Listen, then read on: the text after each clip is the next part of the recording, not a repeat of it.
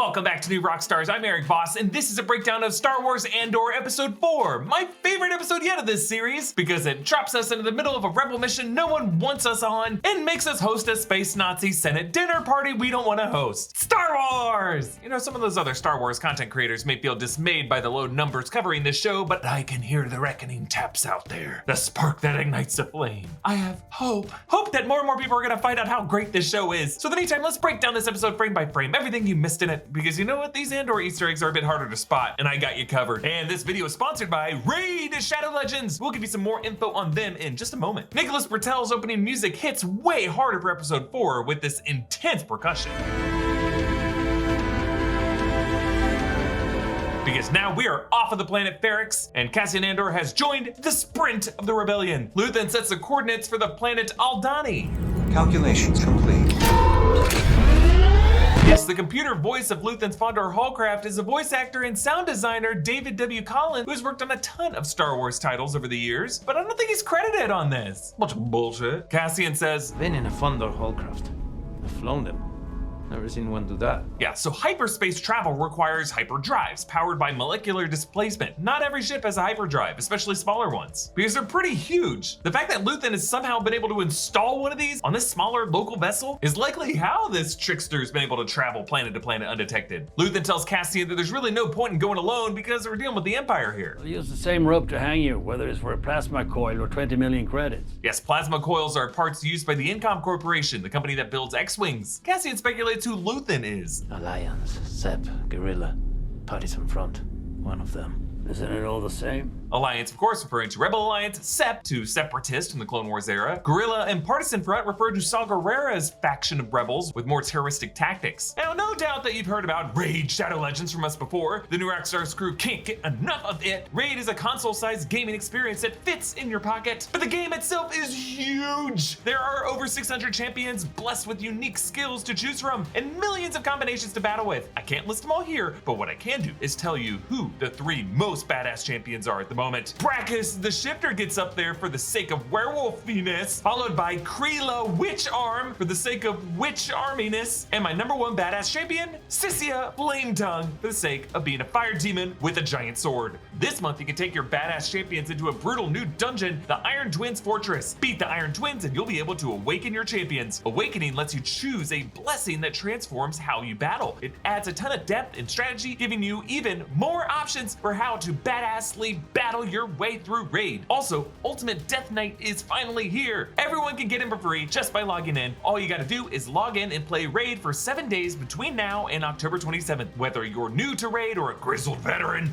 use the DK Rises promo code for a bunch of free items so that you can instantly level your new strongest champion all the way to level 50. 5-star Ascension. But if you are new to Raid, click the link in the description or scan the QR code here on screen and you'll get unique bonuses worth $30. You'll get a free epic champion, Aina, 200,000 silver, 1 energy refill, and 1 XP boost, and 1 ancient shard. You can collect all your goodies just by hitting the treasure icon right here. And these bonuses are only available for the next 30 days and only for new players. Just head to your inbox to claim everything. But first, download Raid by clicking the link below. There's never been a better time to get started. Cassian talks about his background. I fought in Mimban when I was 16. And who did it turn out we were fighting? Ourselves. Yes, Mimban is a bog planet, originally created for the 1977 Star Wars film and used in the 1978 novel Splinter the Mind's Eye by Alan Dean Foster, one of the earliest and best works of Star Wars expanded universe fiction. Mimban was mentioned in Clone Wars and considered for Rogue One before Jedha replaced it as a setting, and finally shown in live action in Solo: A Star Wars Story, where Han Solo fought in the Battle of Mimban as an Imperial infantry cadet. Mimban is where Han first met Chewbacca. So could Cassian have met Han or Chewie on Mimban? Maybe, but Luthen calls out that Cassian was actually a cook and maybe a deserter. You were on the ground in Mimban for 6 months. You came in as a cook. You lived because you ran. Cassian and Luthen say they were fighting themselves on Mimban. During the Empire, the campaign was actually waged against the Mimbanese Liberation Army, who was originally aided by the Republic clone troopers during the Clone Wars. So similar to United States war efforts in places like Afghanistan, the enemy are the kind of freedom fighters. Our side originally aided against a different enemy. So in a way, fighting ourselves, or at least fighting our own weapons. And again, by knowing that Cassian was a cook on Mimban, Luthen reveals how much homework he has done on this guy, and how really that Starpath unit was a kind of test for a new recruit recruit. I didn't risk my ass for the Starpath unit. I came for you. And Luthen reveals the score: the quarterly payroll for an entire Imperial sector. A smart plan. Cut the Empire's ability to pay their forces. Hit them in their wallets. Onto Coruscant. Its cityscape surface lit up from the space, but a closer look at the buildings show that the urban setting is colder, grayer, more muted in color tone than when we saw it in Revenge of the Sith and recently in Obi-Wan Kenobi flashbacks. Dedra Miro approaches the Imperial Security Bureau, the Empire's intelligence gathering sector. Major Partagaz is their superior, played amazingly by Anton Lesser, Qyburn from Game of Thrones. Supervisor Grandi reports, with the next quarter's detention estimates expected to increase across the Ryloth sector.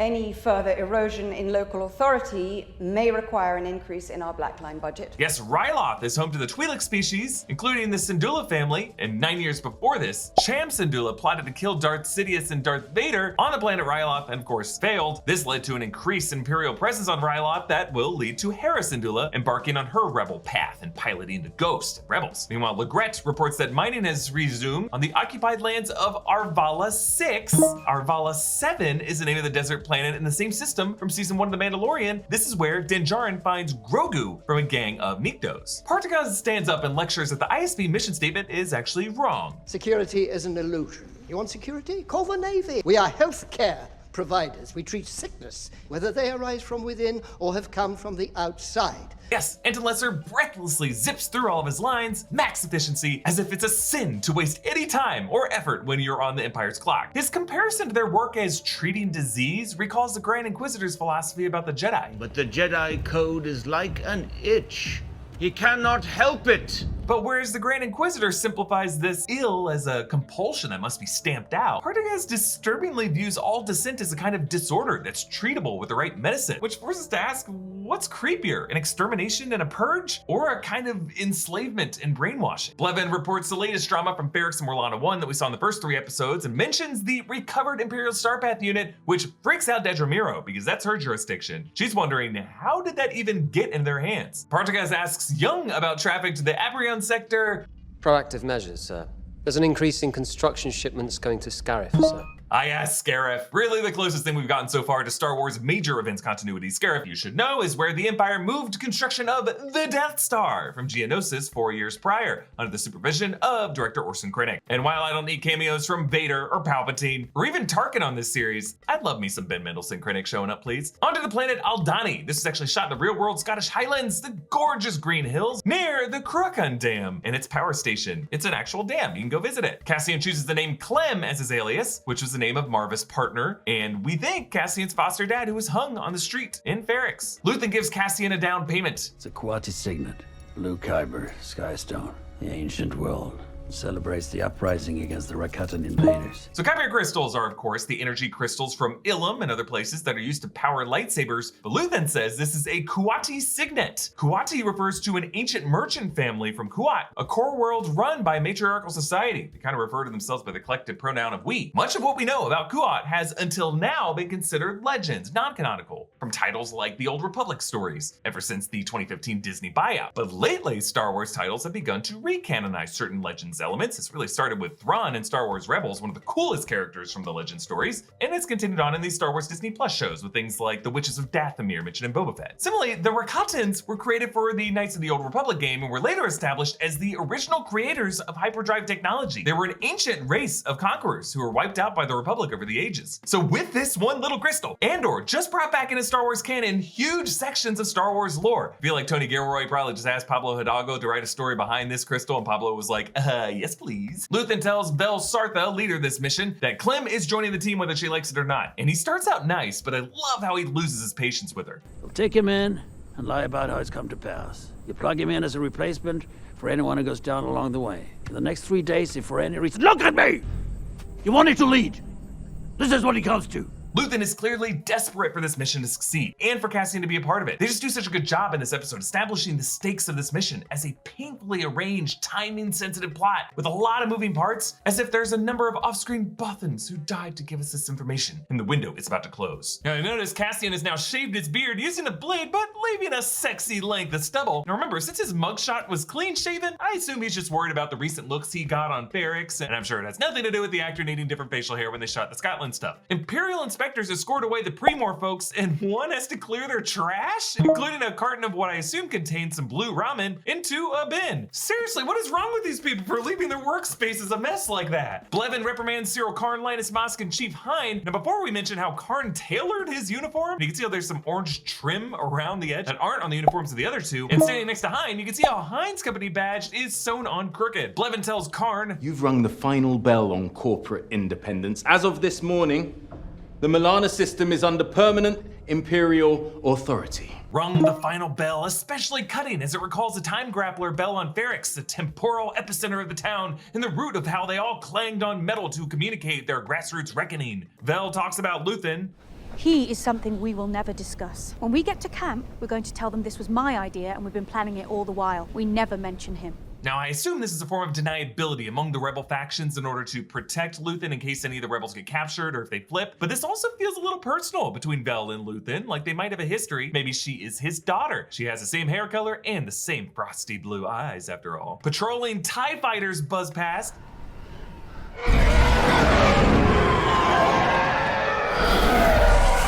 Their iconic engine scream is dampened at first, but then roars as they cross over the ridge. I love the sound design and everything Lucasfilm. Dedra reads about the Starpath unit in the report. Ensign retrieved a sealed Imperial NS9 Starpath unit from the site.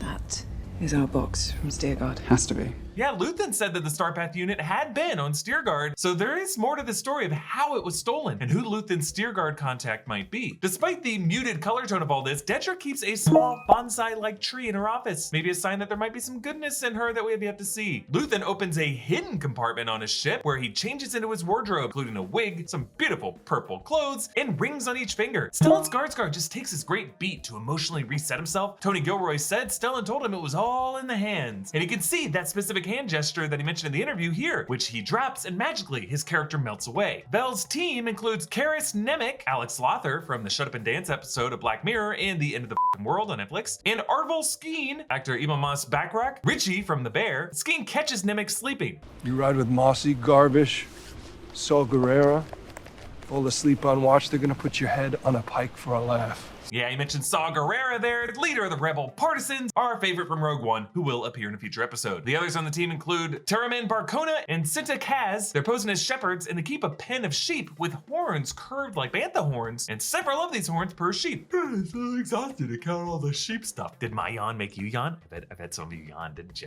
Cyril Karn lands at a spaceport where the announcer says over the PA,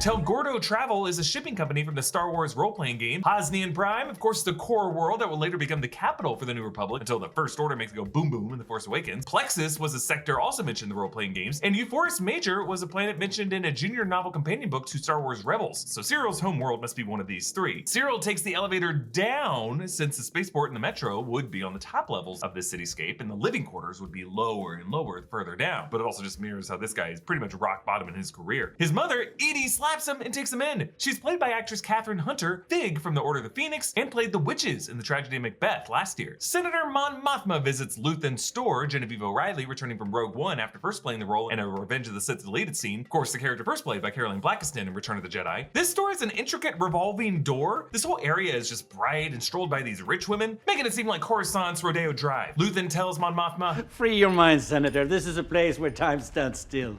It's hard being surrounded with this much history and not be humbled by the insignificance of our daily anxiety. We often refer to the gallery as Coruscant's unofficial temple of patience. So yeah, in addition to being a front for rebel activity, this also might be Luthen's way of holding on to the past in an era when the Empire would want to tear down all other vestiges of culture, as they did with the Jedi Temple. Now, in his shop is a Kel door breathing apparatus, much like the one worn by Jedi Master Plo Koon. Who knows, maybe the same one. Making me wonder, Luthen, are you really gathering trophies from dead Jedi? Are you really gonna go to that extreme to keep up the facade? I think people believe you already. You're good, you're good. I also assume his Kuati Signet Kyber Crystal might have been something from this collection. He also singles out an Utapan monk cudgel, Utapau being the planet from Revenge of the Sith, where the Grand Inquisitor originated from. There's also some armor that might be old Mandalorian Beskar armor, but I don't know, Beskar would be pretty hard to come by. There's also a Twi'lek Kalikori. This is a traditional totem carried by all Twi'lek families. There are some stone tablets that have the same symbols as the keystone that Ezra got from the Lothwolves in Rebels. There's also some Gungan shields shields, you know, like the ones that Jar Jar and the other Gungans used in the Battle of Naboo and Phantom Menace. And then I think that is the helmet of the Starkiller armor from Force Unleashed. But Luthen takes her in the back to talk about another artifact. Two-faced divinity, sun goddess,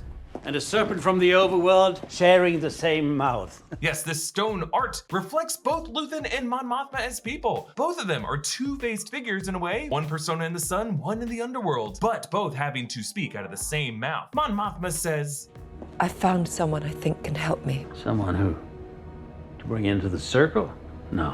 She may be referring to Bail Organa, but I would think Bail might already be part of this inner circle. Could be Bail's daughter, Leia, who would be currently working as an apprentice senator under Mon's mentorship. I don't know, maybe Mon Mothma wants to use the girl as a money mule, a way for her to move some credits back and forth. Now, the 7th member of the Aldhani rebel team arrives via speeder bike. This is Lieutenant Gorn, an Imperial defector. There were men on the inside. He mentions an Imperial engineer arriving from Coruscant who might be Galen Erso. Maybe this appeared where Galen is being moved from Coruscant to Iadu in his Force Death Star super laser research. Mon Mothma's husband, Perrin, added some familiar names to the dinner party guest list. Ars Danga Slymore from the Vizier's private chamber? Yeah, Ars Dangor was first mentioned in the Tarkin novel and was implied to be one of the goofy-hatted men from Palpatine's entourage in Return of the Jedi. Slymore is that creepy-looking bald Umbaran female aide to Palpatine first seen in Attack of the Clones and often at his side. And that chick is a Force adept. You do not want to be sitting across from her at a dinner table trying to hide stuff. These are Mon Mothma's main political foes. Well, these people are fun.